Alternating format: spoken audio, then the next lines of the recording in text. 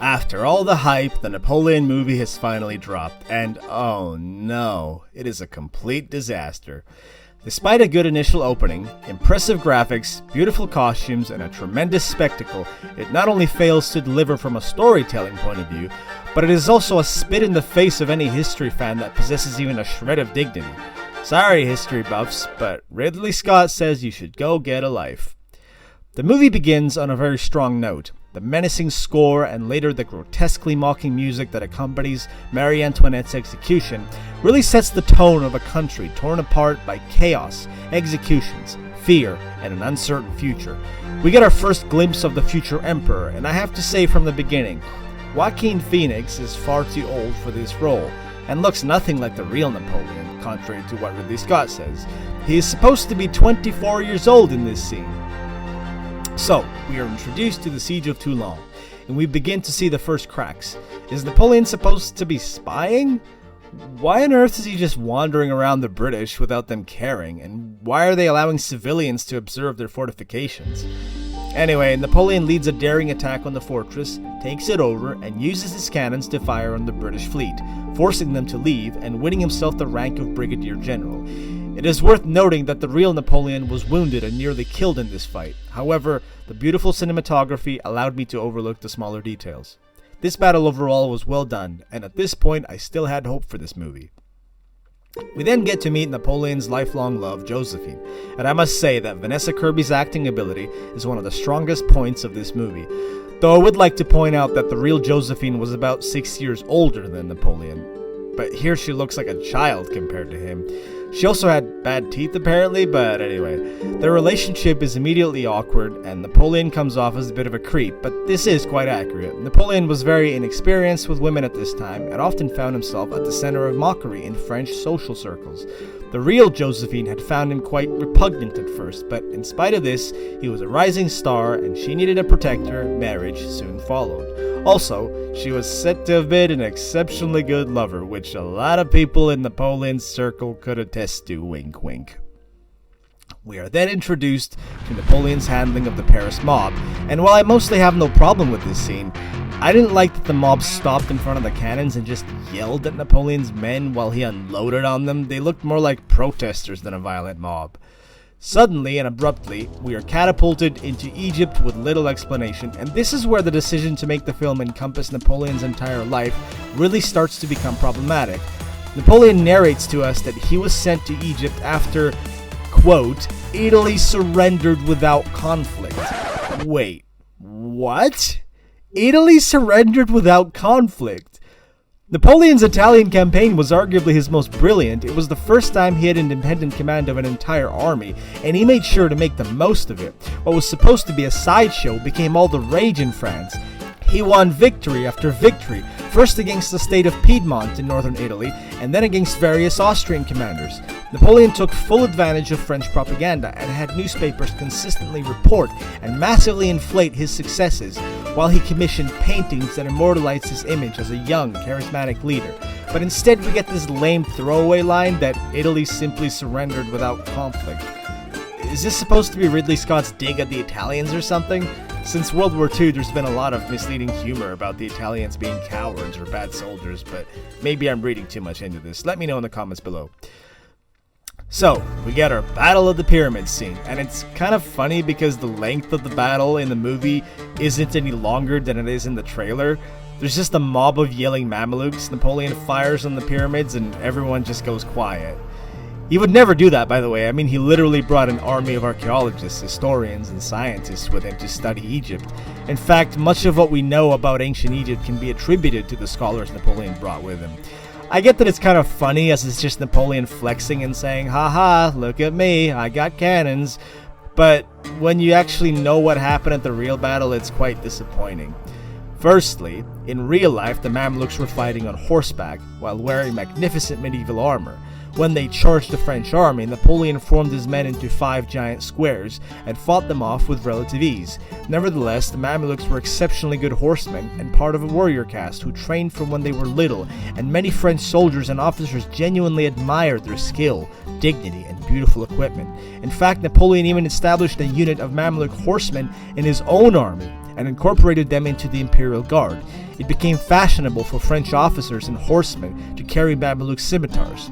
Moreover, Napoleon even took a young Mameluke named Rustam as his personal bodyguard and valet. The young man would later accompany Napoleon on nearly all of his campaigns. I wonder if the movie didn't show Napoleon's men in squares because they just wanted to save that moment for the Battle of Waterloo so they could pretend like the British invented the square formation or something. Anyway, we are then treated to a rather well-acted scene where Napoleon is informed that his wife is cheating on him. While the acting and accuracy of this scene is on point, Napoleon certainly did not abruptly decide to leave his army and go back to France to deal with his wife. In reality, the campaign dragged on for some time, with Napoleon's army marching out of Egypt into Syria and fighting a series of battles and committing a number of atrocities before being forced to withdraw back into Egypt after the Battle of Acre. Meanwhile, the French fleet that brought the army from France was destroyed at the Battle of the Nile by the legendary British Admiral Horatio Nelson. This was perhaps the biggest disaster of the entire campaign because it had stranded Napoleon's army in Egypt, and to make matters even worse, his men had caught the plague. It was at this crucial moment that Napoleon perhaps made the most controversial decision of his career in regards to his men, and decided to return to France, leaving General Kleber in command, as he did in the movie.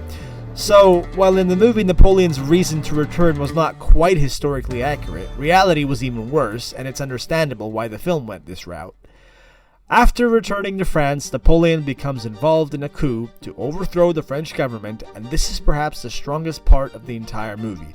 Napoleon losing his cool and confronting the angry politicians, being ousted out of the building just to then return with his grenadiers and take control. The acting, the costumes, and the chaos of the moment was exceptionally well captured and acted. It is also quite accurate to what really happened. This is later followed by the coronation scene, which was made to reflect this painting. Once again, the splendor, the costumes, and acting are completely on point. The only issue I might point out is once again Joséphine's age.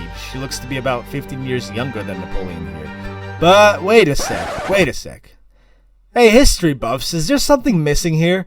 Oh yeah, Napoleon's entire second Italian campaign that culminated at the Battle of Marengo. This campaign took place in the year 1800 after the coup that we saw, but before the coronation, so this time Napoleon was first consul. It's a bit odd that this battle is actually mentioned at the end of the movie before the credits roll for some reason. Oh well, this is what happens when you try to cram 28 years of intense history into a single movie. After another random time skip with no context, we are tossed into what is considered Napoleon's magnum opus, the Battle of Austerlitz. Fought in 1805 in what is now the Czech Republic against a combined Austro-Russian army, this battle is widely considered to be Napoleon's most brilliant, his genius at full display. But contrary to what the movie claims, Emperor Alexander was not Napoleon's military rival that, quote, copied his tactics. You know how many battles Alexander was involved in before Austerlitz? A grand total of 0. It is important to note, by the way, that the Russians made up the majority of the Allied army, but in the movie most of the Allies are wearing Austrian uniforms for some reason. Not to mention that there are Austrian flags everywhere, but not really any Russian ones. I mean, maybe I missed them? Let me know in the comments below. Also, why are they all wearing summer uniforms in the snow? There's like a blizzard outside, guys. Aren't you a little chilly? Oh well. So, while visually impressive, the movie's version of the battle doesn't really make any sense. The French camp out in this open position that the Allies spot. The Allies decide to attack what they think is the main French camp, without any artillery of their own, mind you. I mean, think about it. The Allied army of some 90,000 men have no artillery that they're using? Okay. Then they attack the French camp like a disorganized mob, without any kind of formation or scouting or anything remotely intelligent.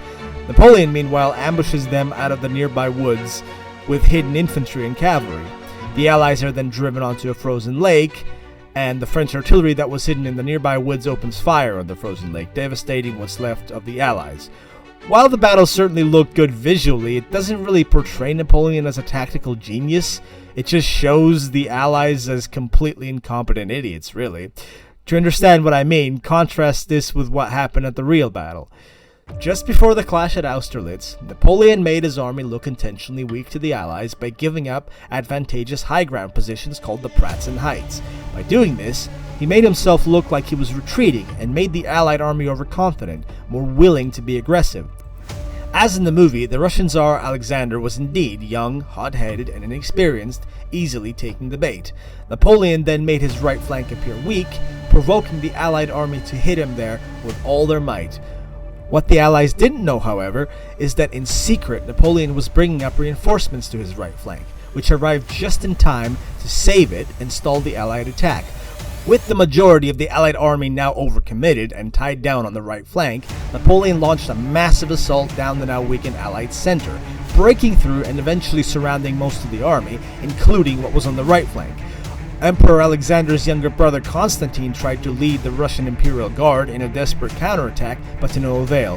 By the way, these troops that you see sort of wearing green uniforms and with those long plumages on their hats, that's supposed to be the Russian Imperial Guard, but instead of being in a formation, they're sort of just part of the chaos here. The Allied army at this point was broken, and many of the retreating, panicked soldiers ran onto a nearby frozen lake. Seeing the opportunity, French artillery fired on the ice, leading to a few hundred men falling through. It should be noted, by the way, that the real Russian army was actually commanded by the famous General Kutuzov, who was the cautious commander and advised against fighting Napoleon on his terms. But since Emperor Alexander decided to attend the battle in order to win glory for himself, because he was present there, he could overrule Kutuzov in favor of a more aggressive plan. This is actually a recurring problem throughout the movie. We do not actually get properly introduced to any of the other generals. This time period is filled with some of the most brilliant commanders both in French military history as well as their rivals. We do get a little more familiar with Arthur Wellesley, but more about this and the rest of the movie in part 2.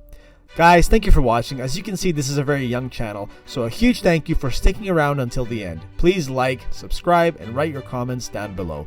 Let me know what you thought of the movie, and I'll see you in the next one. Thank you.